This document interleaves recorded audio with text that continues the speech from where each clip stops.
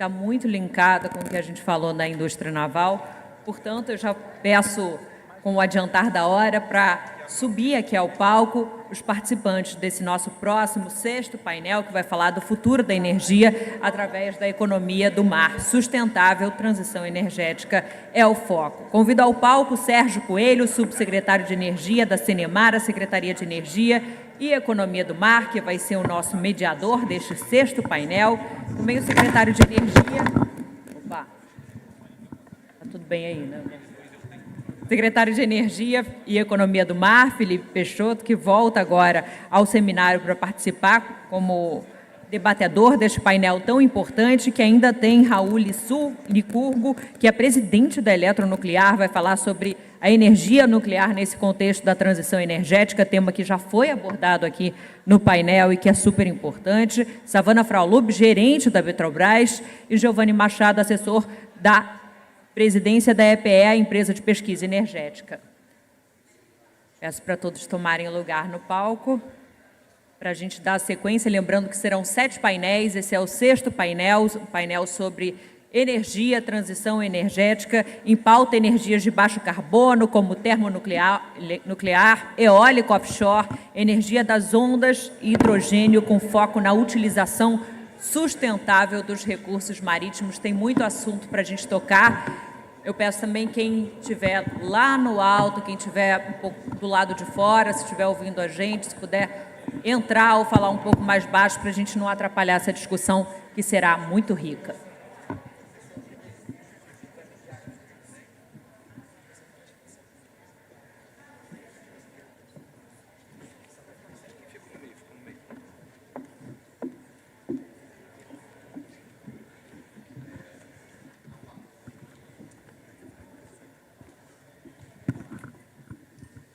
Bom, boa tarde a todos. Como a gente já está com o tempo adiantado, já me avisaram para a gente reduzir o painel em 40 minutos. Eu sou Giovanni Machado, assessor da presidência da EPE, da Empresa de Pesquisa Energética, e vou moderar esse painel. Então, bom, deixa eu marcar o tempo aqui para eu não me perder e equilibrar com todo mundo. Enquanto isso, eu vou falando que é uma satisfação vir a esse evento, moderar esse evento. Eu sou nascido e criado em Niterói, saí de Niterói com 26 anos, porque minha vida ficou toda no Rio. Então, é sempre muito legal voltar, estar presente agora profissionalmente, né? Bom, esse painel, ele foca, como já foi anunciado, no setor de energia, né, o futuro através da economia do mar sustentável. Eu tenho aqui comigo, já foram apresentados, né, o Felipe Peixoto, secretário da Cinemar, o Sérgio Coelho, subsecretário de Energia da Cinemar, a Savana Fraulub, o seu sobrenome, gerente de gestão integrada de relacionamento da Petrobras, e o Raul Licurgo, presidente da Eletronuclear. Bom, são vários temas, mas a gente sabe que a transição energética, ela une tudo isso e cria, com perdão do trocadilho, um oceano de possibilidades, né? Não só pelo fato de a gente falar da relação direta ou indireta com o mar, mas de toda a cadeia, as cadeias produtivas relacionadas. Então, esse, de certa forma, são os pontos que eu vou explorar aqui nesse painel. Começo com o Felipe. Felipe, recentemente estivemos juntos num evento, né, sobre hidrogênio natural. Em outro momento, algumas semanas, talvez um mês atrás, sobre biometano. Queria que você falasse um pouco sobre todas essas possibilidades relacionadas à transição energética e como isso se relaciona também com as cadeias produtivas, a economia do mar e litorânea. Boa tarde a todos, prazer estar novamente aqui nesse evento. Giovanni, como você colocou aqui, o Rio de Janeiro tem um mar de oportunidades, né? a gente olha para o Rio de Janeiro e às vezes tem dificuldade de compreender, né, a quantidade de empresas, de empregos, como esse setor da energia e economia do mar tem uma relevância muito grande, né, para o nosso Estado. Aqui na abertura eu fiz um pouco do histórico, né, da importância do Estado para a indústria naval, por conta da chegada aqui do estaleiro Mauá, primeira industrialização do Brasil.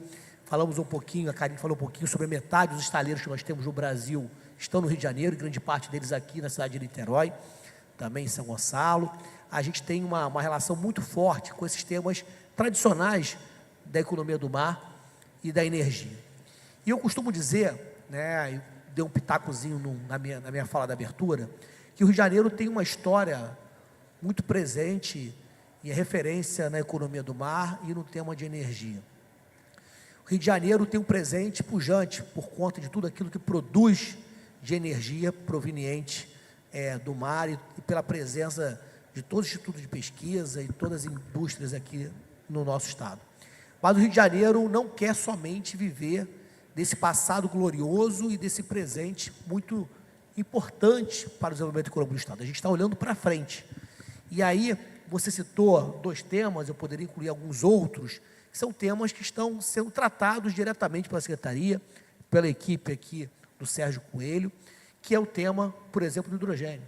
A gente tem uma produção de hidrogênio já que acontece aqui no nosso estado, né, lá na Eletronuclear, que vamos ter a oportunidade de falar um pouquinho sobre uma energia limpa que a gente tem, só tem no Brasil, no Rio de Janeiro, ainda temos essa sorte, e que utiliza o mar para resfriamento dos seus reatores, né? E a gente tem o hidrogênio que está sendo todo incentivado, né, como política pública para o nosso estado. Tivemos um avanço importante em Brasília recentemente, as empresas estão se organizando, o Rio de Janeiro já tem uma lei de incentivo na área do hidrogênio, inclusive acabei de mandar um áudio de uma reunião de uma empresa muito grande, importante, do setor de energia, que quer investir no hidrogênio aqui no Rio de Janeiro. A gente vai regulamentar essa lei por agora. E nós temos Maricá, cidade vizinha aqui, já olhando para o tema de hidrogênio, né, não só realizando eventos, mas também com exploração de hidrogênio natural, né? Assim, a gente tem a oportunidade de participar ali do iniciozinho. Muitas pessoas faziam referência àquela exploração de hidrogênio, ao que foi feito lá atrás, no passado, da exploração do petróleo, como grande alternativa, né, do futuro da energia e da economia para o nosso estado. E com relação à questão do biometano, o Rio de Janeiro também, ele é o líder de produção de biometano. Nós temos a produção tanto em São Pedro da Aldeia, quanto no nosso aterro sanitário de Seropédica, e temos uma demanda gigantesca de biometano para atender um mercado que quer cada dia mais utilizar o biometano como combustível. Nós temos um projeto aqui, nossa coordenadora Carol, que são dos corredores sustentáveis, que é a adequação dos postos de gasolina para abastecimento de veículos pesados. Iniciamos na Dutra, né, Rio-São Paulo. Tivemos semana passada uma reunião com todos os governadores do Sul e Sudeste e conseguimos emplacar esse projeto como um projeto estruturante de todos os estados do Sul e Sudeste. Então, para estender os corredores sustentáveis em direção a Minas, em direção ao Espírito Santo, o sul do Brasil também está desenvolvendo. E a gente percebe que o apelo, o setor econômico quer e carece de utilização de combustíveis renováveis ou com menores emissões. É importante sempre dizer que o nosso país é um exemplo do ponto de vista de utilização de uma matriz elétrica altamente renovável, né? 90%, né? A PE pode confirmar os dados mais exatos, mas assim, o que o Brasil é hoje, né, o que a Europa quer ser daqui a 20 a 30 anos, e a gente tem que ter muito orgulho para isso. A mesa anterior falou muito sobre essa questão, né, que transição energética a gente quer, cada transição energética é diferente. O Brasil, por exemplo, tem uma experiência fantástica de veículos biocombustíveis. Todos os veículos saem de fábrica com álcool, que é um combustível que emite muito menos gás, muito menos poluição. Então, o Rio de Janeiro está se preparando para essa transição energética, preparou um plano estadual de transição energética, e a gente está acompanhando de perto esses temas, e o Rio de Janeiro não ficará para trás, continuará na vanguarda dos temas de energia. Obrigado, Felipe. Só para ajudar na conexão, né, e fazer o bate-bola, né? Pô, mas o que tem a ver biometano? Por que ele falou de biometano? Ele perguntou, nem combinou nada, jogou o Felipe na podre. Né? Por que ele falou de biometano? Você está falando de economia do mar. Bom, só para lembrar, o Felipe mencionou, né? Então, uma das formas de você obter biometano é você fazer tratamento de resíduos. E se esses resíduos não forem tratados, eles vão para o mar, poluir o mar.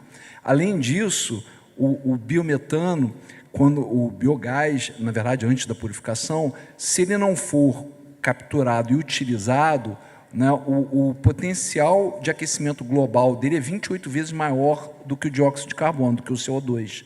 Então, você capturar esse biogás, transformá-lo em biometano e usá-lo ao invés de deixá-lo ir para a atmosfera diretamente, evita que o nível do mar aumente em até 1 metro até 2050. Então, na verdade, essas coisas acabam todas muito relacionadas. Eu vou dar uma circulada aqui, depois eu volto para você, Sérgio, para a gente não concentrar só na secretaria, a gente dispersa um pouco mais aqui, porque no final das contas, transição energética tem a ver também com diversidade de soluções, né?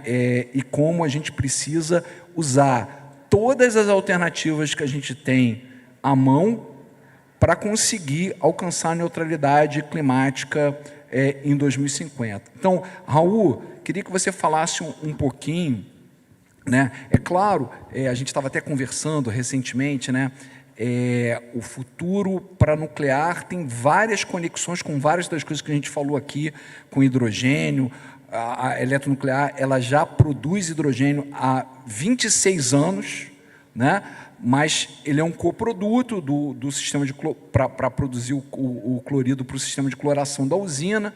Então, na verdade, você acaba não usando esse hidrogênio hoje, mas a gente não sabe no futuro se a gente não vai ter um catamarã hidrogênio ligando Mangaratiba, Angra a Ilha Grande, e mesma coisa aqui, Rio-Niterói, eu que vim de barca, ao invés de vir com uma barca usando, né, diesel, vou vir de barca usando hidrogênio no futuro. Mas eu sei, né, e a gente sabe bem disso, né, a gente está no meio dessa discussão, né, da importância e da prioridade na área nuclear de 2 assuntos. Né? Um é a extensão da vida útil de Angra 1, e o outro é a decisão da retomada de construção de Angra 3, porque ambos juntos darão escala por uma série de outras atividades no complexo nuclear. Então, não só ajuda na questão da descarbonização da economia, da confiabilidade do sistema elétrico, mas também traz, né, uma série de transbordamentos tecnológicos para outros segmentos de mercado do complexo nuclear, dando escala para enriquecimento o ciclo do combustível, inclusive para aquele combustível que pode ser usado em embarcações de marinha, como submarino nuclear, um eventual porta-aviões.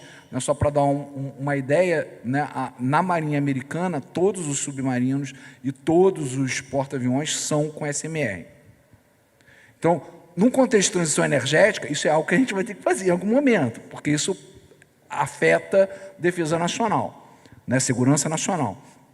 Então, Raul, por favor, explora a importância da nuclear de Angra 3, em particular, para a gente ter todo esse efeito em cadeia e esses transbordamentos tecnológicos para o futuro da nuclear.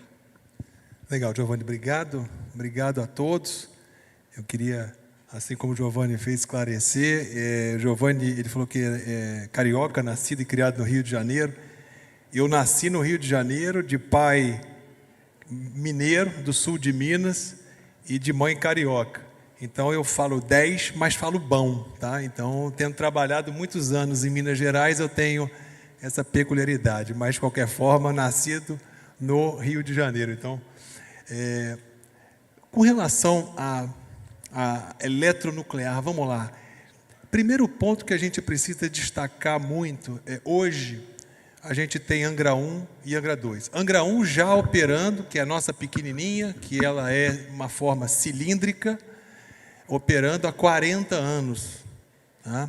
Angra 2, há 22 anos, operando, que é a esférica, né? E Angra 1 e Angra 2 ocupam um pouquinho menos de metade do que a gente tem lá da central nuclear. A central nuclear, para todos terem ideia, tem 1 km². Tá? E Angra 1, só Angra 1 e Angra 2, elas fornecem energia suficiente para 40% do estado do Rio de Janeiro. Operam 24 horas por dia, 7 dias por semana, 365 dias por ano. Né? A questão, lógico, na construção, muito dos equipamentos, até pela magnitude dos equipamentos, são transportados via mar, porque nós temos, inclusive, um pequeno porto na central nuclear, onde, para facilitar o acesso, são transportados via mar.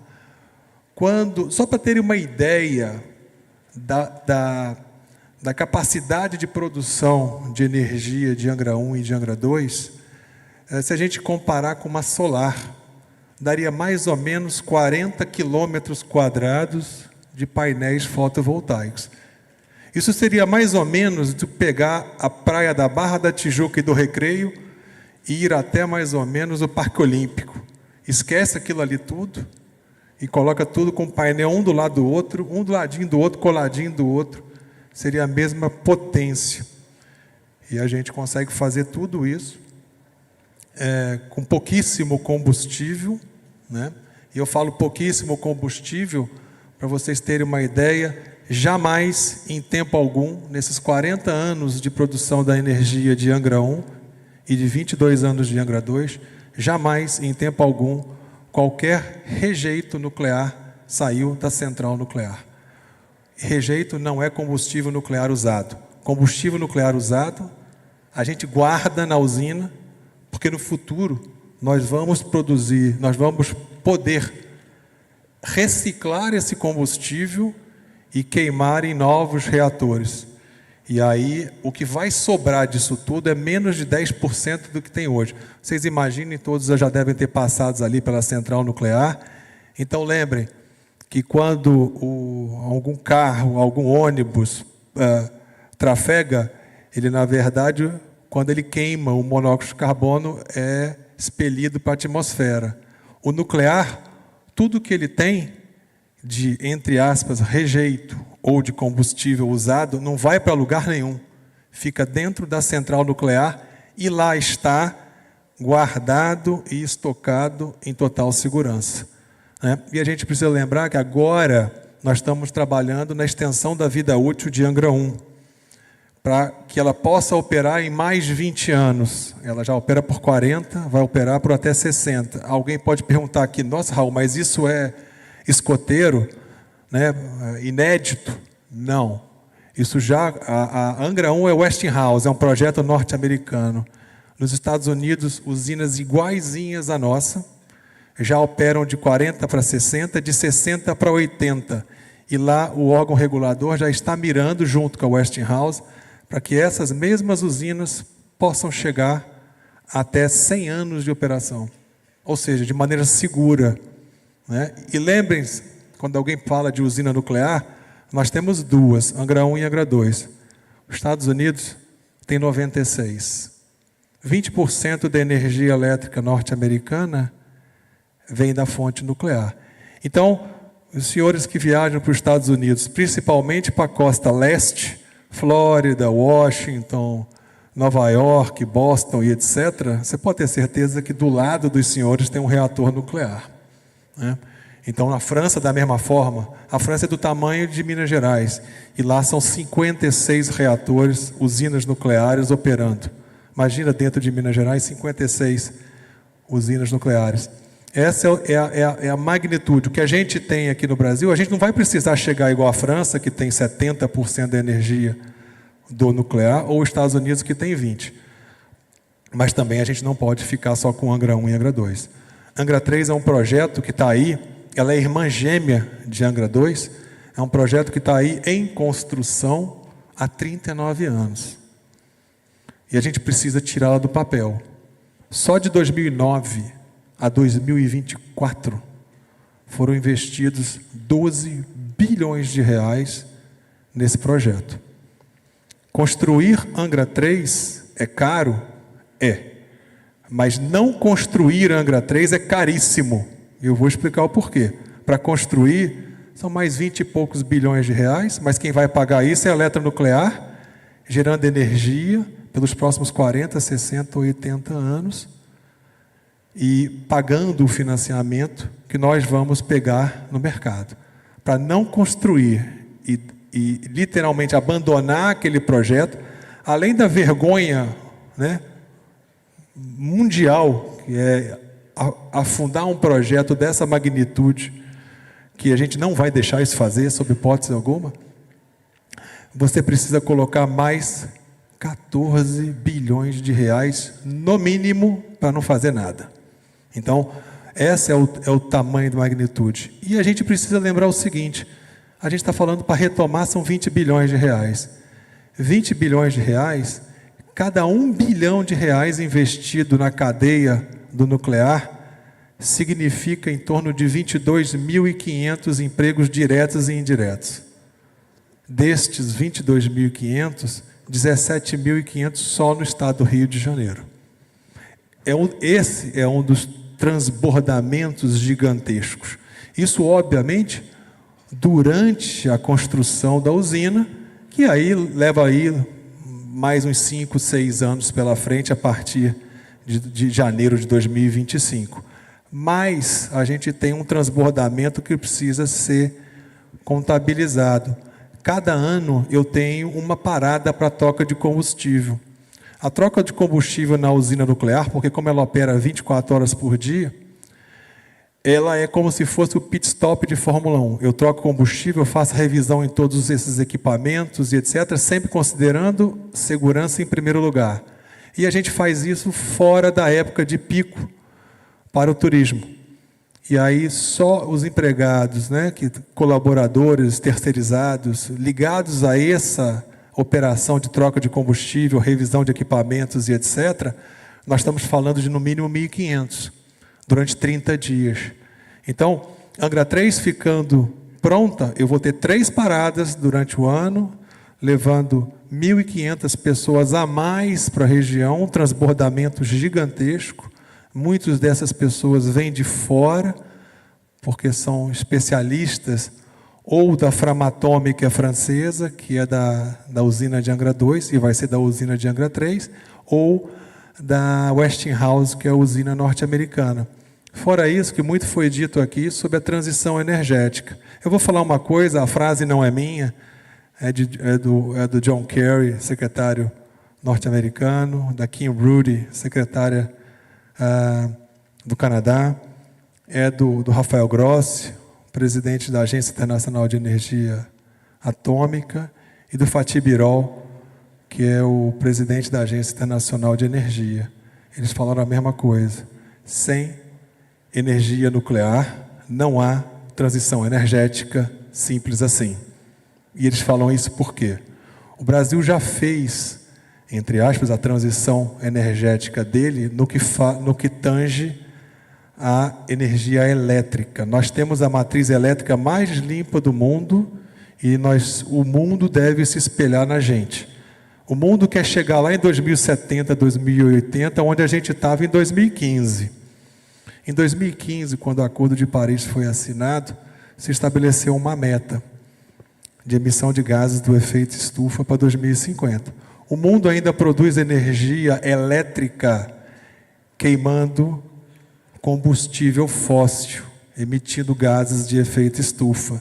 60% da energia elétrica do mundo ainda é queimando diesel, queimando carvão, poluindo, gerando gases de efeito estufa de maneira absurda. Por isso que todas essas pessoas de mentes brilhantes afirmaram isso, e recentemente na COP28, que foi ano passado em Dubai, foi dito que os países precisam investir fortemente no nuclear, porque senão não vão atingir a meta de emissão dos gases de efeito estufa em 2050. E aí fazendo a mudança do combustível poluente para o não poluente, que é o nuclear. apesar de não ser renovável, uma energia limpa, né, verde, ela não produz gases de efeito estufa.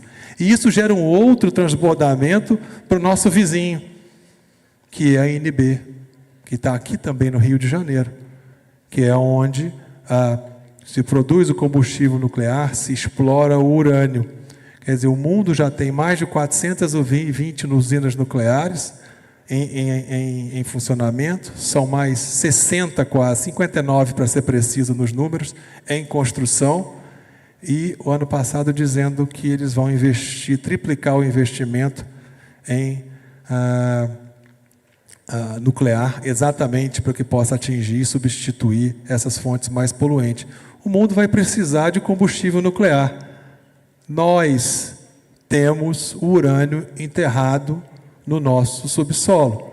Por isso, o ministro Alexandre Silveira, recentemente, ministro de Minas e Energia, disse que nós temos um outro pré-sal inexplorado, que é o urânio que está enterrado. Apenas 1/3 do nosso território foi estudado. E mesmo assim, estudos da década de 70, com os equipamentos da década de 70. E mesmo assim, nós somos a 6ª, 7ª, 8ª maior reserva conhecida do mundo. Você imagina quando a gente explorar o Brasil inteiro com os equipamentos novos? Certamente a gente vai chegar, se não primeiro, segundo colocado. E podemos ser o quê? Exportador de combustível nuclear para o mundo, para as usinas nucleares do mundo. Logicamente, isso não quer dizer que o Brasil vai precisar sair de ter energia nuclear, produzir energia nuclear com eletronuclear, saindo de 1, 2% como é hoje, para chegar a 20% como é os Estados Unidos, ou 70% como é na França.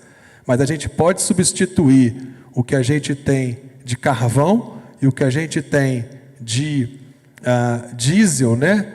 Termoelétrica a diesel, e isso já faria aumentar em cerca de 200% a capacidade do que a eletronuclear tem hoje. Isso é uma grande oportunidade. E entrando aí no futuro, a gente tem que lembrar que Angra 1 são 640 megawatts, Angra 2, 1.350 e Angra 3, 1.400. Virão os SMRs, que são os pequenos reatores modulares, né? E esses pequenos reatores modulares, eles poderão ser aplicados numa indústria para produzir aço verde.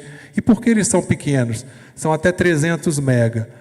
E aí podem ser instalados em indústria, por exemplo, em siderúrgica, ou até nesses rincões brasileiros ainda, que hoje se gasta muito com térmica, e só para levar o combustível, principalmente no norte do Brasil, só para levar o combustível diesel para essas térmicas, gasta-se muito, talvez até mais combustível do que se gera lá.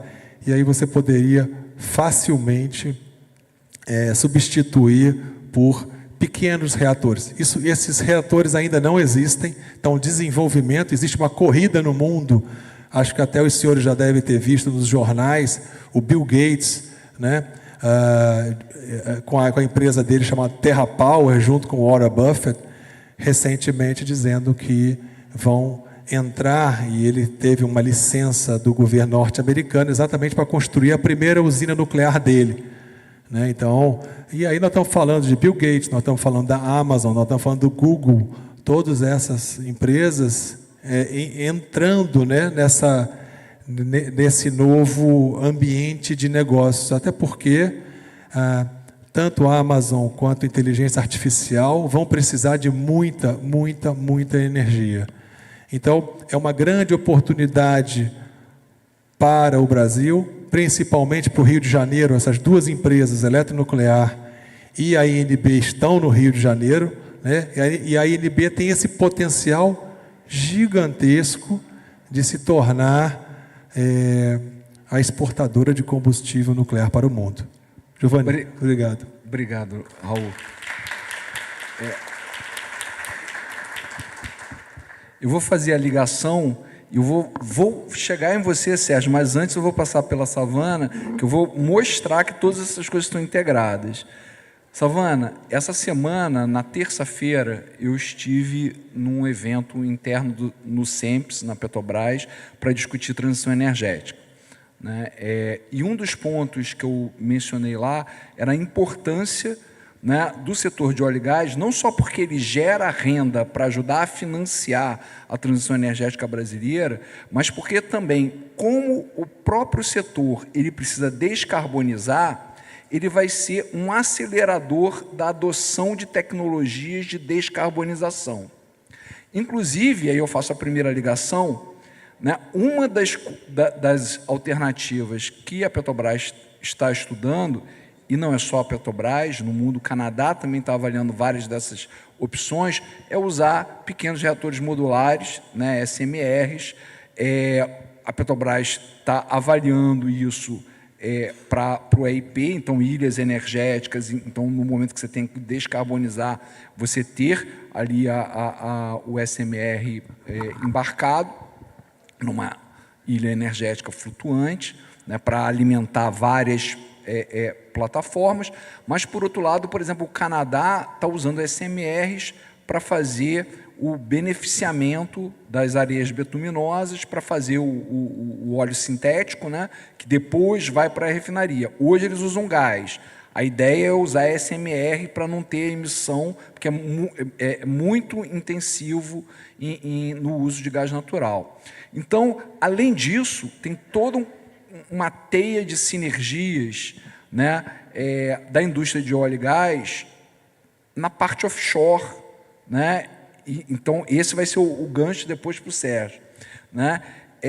Então, esses dois pontos que eu mencionei, a Petrobras, né, a indústria de óleo e gás, sendo um financiador, isso ficou muito claro em Maricá, né, o uso de royalties, participações especiais para financiar a adoção de novas tecnologias e também a aceleração da adoção de outras tecnologias pela própria indústria de óleo e gás para descarbonizar e acelerar a adoção dessas tecnologias, dando escala, aumentando a competitividade, né, disseminando essas alternativas, ao mesmo tempo em que a gente vai reduzindo a pobreza e a desigualdade energética do Brasil, que ainda é muito significativo.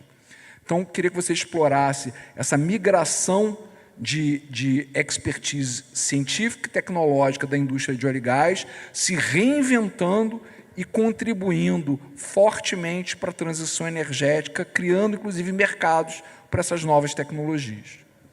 Perfeito, Giovanni, obrigada. Queria agradecer o convite para estar aqui, cumprimentar todos que estão nos assistindo e também meus colegas de painel, muito obrigada.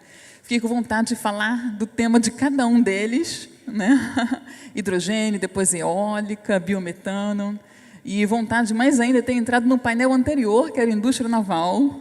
Acho que todo mundo acaba se sentindo parte daquilo e sempre tem, poxa, e a gente está pensando em fazer isso, né? Então foi falado bastante sobre a necessidade de ter demanda. E eu queria falar, gente, a gente vai ter demanda, veja, e demanda verde, né? Já estamos com licitações de desmantelamento verde, então é isso, é sobre isso também, né? E o que é a Petrobras? Vou falar um pouquinho do que é a Petrobras, esse gigante brasileiro, que eu acho importante, porque vai pautar um pouquinho da minha fala hoje, né? É uma empresa brasileira e cada passo que ela dá, cada decisão que ela toma, ela movimenta não apenas uma indústria, um setor, mas diversas indústrias, diversos setores. Então, o nível de responsabilidade que a gente tem quando a gente decide para onde a gente vai é imenso, né? Então, quando decidimos diversificar, vamos chamar assim, né, a produção da energia, né, para ir além do óleo, mas sem deixar de olhar o óleo, né? Quando pensamos em diversificar e olhar outras tecnologias, a gente estava consciente do movimento que a gente ia trazer, tá? Então, a gente tem feito esse movimento de maneira muito equilibrada, olhando de que forma isso transborda para os setores, de que forma isso afeta a sociedade como um todo, porque pensar na sociedade é pensar nas diversas comunidades, né, que vão fruir daquele mecanismo. Quando a gente pensa em inovação tecnológica, diretamente a gente está onde? A gente está chamando a academia para participar da construção junto conosco, né? E, linkando aqui com transenergética e projetos offshore, a gente está olhando bastante para que tipo de instrumento a gente pode alavancar, pode criar, pode fomentar aqui no Brasil, de modo que eu traga aí descarbonização em larguíssima escala. E a gente olha bastante para o CCUS nesse contexto, né? A gente barra em algumas questões quanto ao CCUS, porque nós não temos hoje maturidade regulatória para isso, né?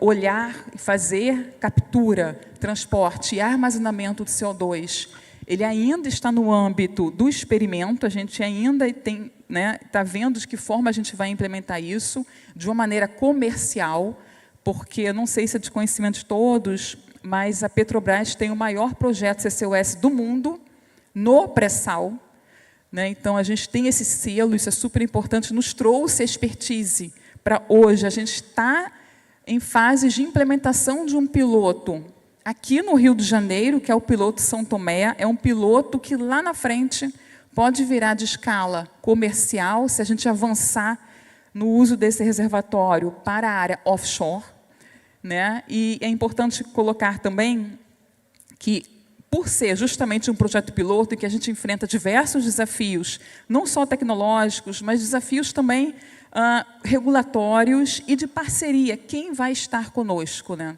Quais são as demais empresas que podem coparticipar desse projeto? A primeira parceria que a gente fez para esse projeto foi justamente com o Estado do Rio de Janeiro, em que a gente procurou por eles e nos sentimos muito abraçados e acolhidos nessa ideia de vamos construir juntos, vamos pensar num projeto piloto de modo que a gente consiga transpor ali algumas questões regulatórias por ser ainda um projeto em experimento, mas não deixar de fazer. A gente precisa fazer aquilo acontecer, a gente precisa demonstrar que de fato é possível, né?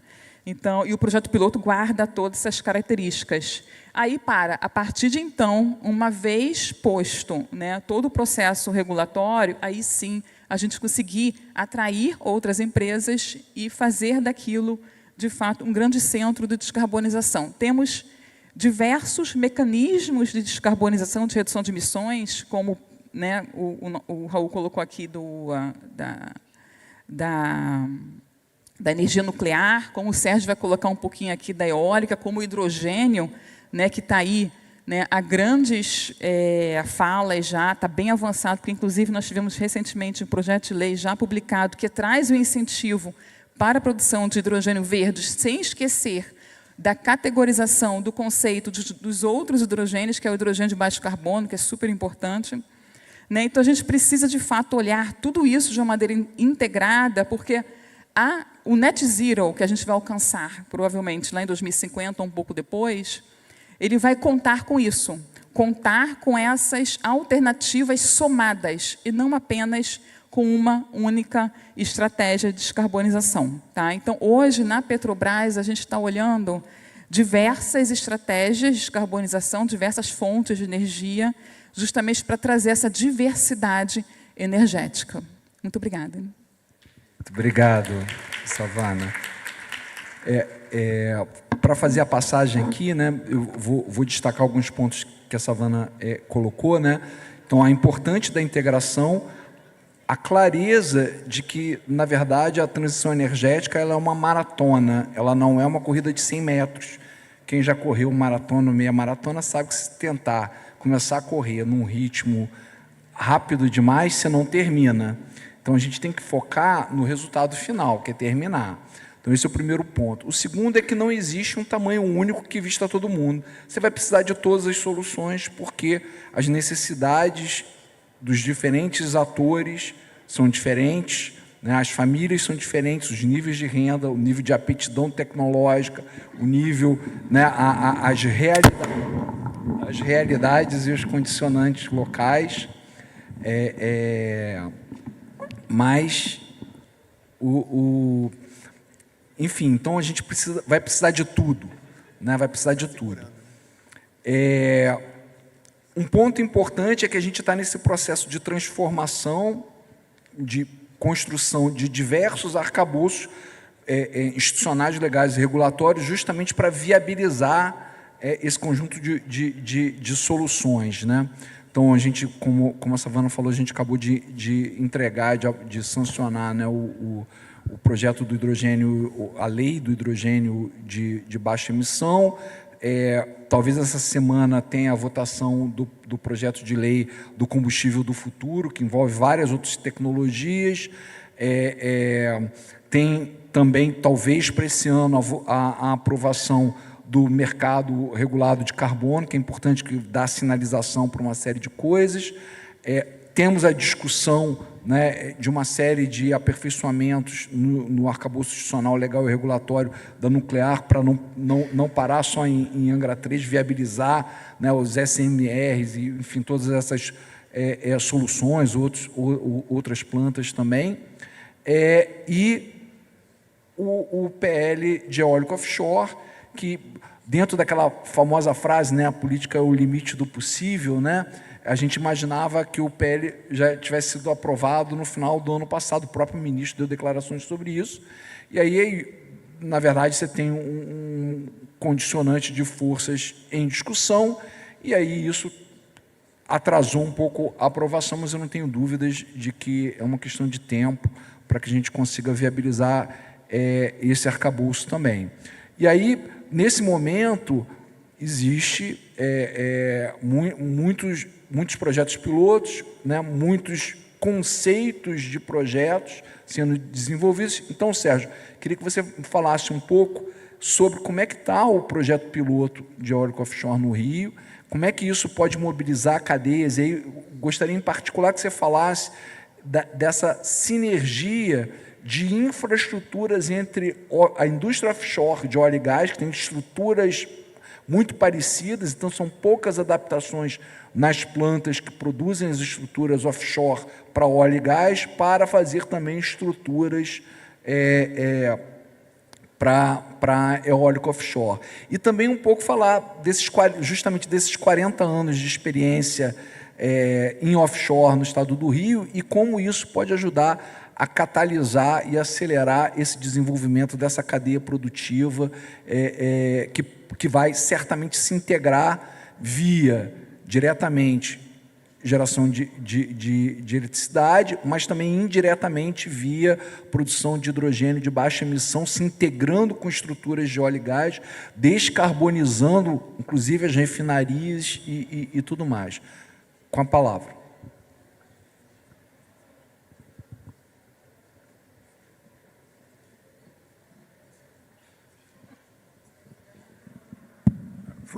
Bom, boa tarde a todos. Obrigado, Giovanni. Quero agradecer muito o convite da FACERJ. Quero aproveitar aqui e dar os parabéns ao presidente Robson, ao João, pelo excelente evento. Os debates são riquíssimos. E eu faço até uma provocação, João. A gente tem que ter 2 dias. Um dia não vai dar. A gente veio para cá, já recebemos um recado que teríamos que encurtar a fala. Vamos fazer dessa forma. Mas o assunto é muito rico. Então, aqui saúdo meus colegas de painel. E, pegando esse gancho, você falou em maratona, nós estamos chegando no final da maratona, que é o PL das eólicas offshore. Tive ontem em Brasília, aconteceu o 16º Fórum Nacional Eólico, isso foi debatido exaustivamente, foram 2 dias, o deputado Hugo Leal estava presente, que é um defensor da pauta, o senador o Everton, que é o relator, estava presente também, deputado Júlio Lopes, e há, sim, Giovanni, eu vou te dizer, um movimento muito intenso e positivo no sentido da aprovação do PL 576, que é o começo do negócio, né? Eu acho assim que o que a gente está vendo de possibilidade de crescimento é uma coisa gigantesco. Eu gostei muito, eu gostei de todos os painéis. O último painel foi um painel muito empolgante, porque ele trata de um tema, você falou infraestrutura, que é fundamental para o desenvolvimento das eólicas offshore.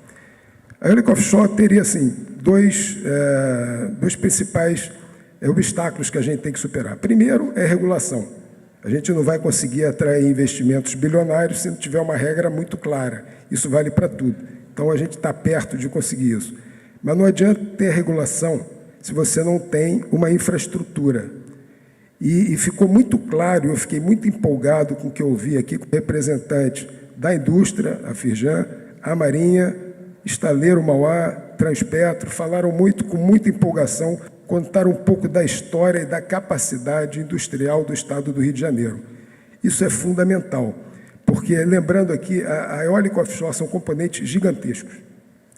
Então, a cadeia de suprimento ela tem que estar próxima à área de produção. Você não consegue transportar uma pá eólica que mede 110 metros de comprimento numa rodovia.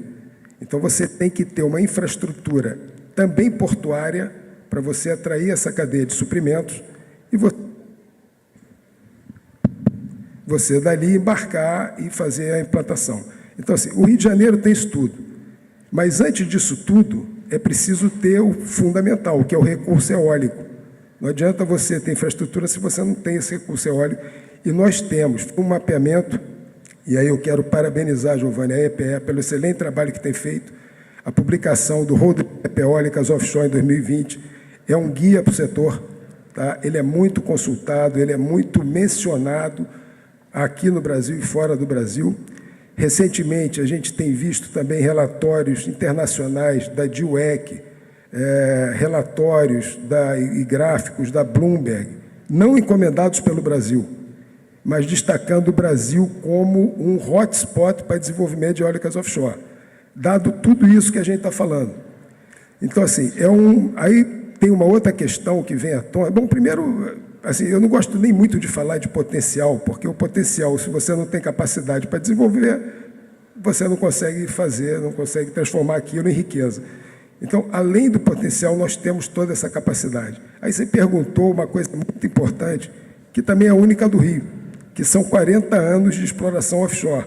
Quanto você não tem de conhecimento do mar, do ambiente marítimo, das operações, dos desafios, estudos de batimetria, estudos de vento, estudos meta-oceânicos, uma infinidade de dados que só quem está há 40 anos com a excelência da Petrobras e das companhias também que se juntaram com a abertura da Lei do Petróleo aqui, a gente consegue. Isso é um ativo único do Estado do Rio. E eu vejo que há uma conjunção desses fatores para a gente conseguir desenvolver esse setor. E aí, uma outra questão que é importante, que eu ouço muito nas conversas internas lá, nos nossos debates, onde é que está a demanda para a energia, a quantidade gigantesca de energia que vai ser produzida pela eólica offshore? Como já foi mencionado em vários painéis aqui, a matriz elétrica brasileira ela é muito descarbonizada, mas a energética é 50%. Então, tem um viés aí para atender a indústria, chamada neoindustrialização, que a gente vai conseguir fornecer energia limpa, que vai ser aplicada na indústria, como, por exemplo, a indústria de aço, fabricação de fertilizantes, que a gente vai conseguir aí a rota da demanda, a rota da exportação com valor agregado. Isso é fantástico para o Brasil e para o Rio de Janeiro. E nós temos total competência para fazer isso.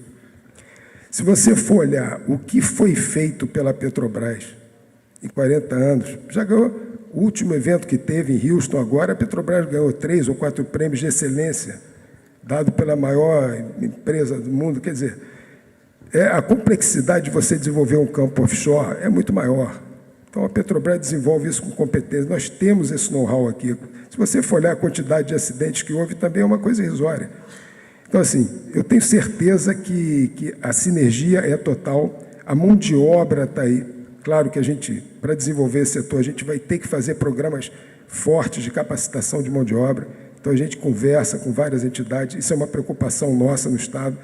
Isso aí, semanalmente, a gente tem nossos debates sobre essas coisas. Capacitação de fornecedores. Foi mencionada aqui uma coisa muito importante, criação e desenvolvimento de uma política industrial, porque foi destacado aqui umas cifras impressionantes, que a gente vê o crescimento nesses países, Estados Unidos, China, mas são políticas de incentivo muito robustas. Estados Unidos lançou o Inflation Reduction Act, são bilhões e bilhões de dólares, com um custo muito baixo, que os estaleiros lá estão trabalhando a beça, porque as encomendas aumentaram muito. Então, assim, é importante a gente olhar também essa questão da política industrial. Uma outra coisa fundamental, Giovanni, e aí eu vou te falar que a gente tem um outro ponto forte, que é o BNDES, que como são projetos de vida muito longa, intensiva e capital, o custo de capital pesa muito. Então, é muito importante que a gente tenha um funding competitivo. E o BNDES está muito sensível a isso, a gente conversa muito com o BNDES e tem muitas linhas competitivas. Então, a gente vai conseguir também trazer um projeto bankable, né? Um projeto rentável. Uma outra coisa que eu gosto de destacar, que a gente ouve muito, é o seguinte: a energia eólica offshore é muito cara. Mas tudo que começa, toda nova tecnologia é cara, porque você não tem escala, você está começando. Mas se a gente pegar como exemplo o que vem acontecendo no Reino Unido, que depois da China é o que detém a maior potência instalada hoje no mundo, o Reino Unido começou as rodadas dele de cessão de áreas em 2014. Então, teve um preço lá por megawatt-hora X, 117 pounds, alguma coisa assim. A quarta rodada aconteceu em 2019. O preço de eólica offshore foi 37 pounds por megawatt-hora, mais barato do que a eólica onshore e mais barato do que solar. Então, assim, é perfeitamente possível, dado todas as características que a gente tem aqui no Brasil. Então, assim, o Estado está 100% empenhado no desenvolvimento desse setor. Você falou do projeto piloto. Em função de tudo isso que foi mencionado aqui, o governo do Estado, a nossa secretaria, tomou a liderança em desenvolver um projeto piloto. Isso foi em junho de 2023. Criamos um grupo de trabalho e aderiram mais de 70 empresas de porte grande. Na verdade, todas, né, secretário? Não ficou ninguém de fora.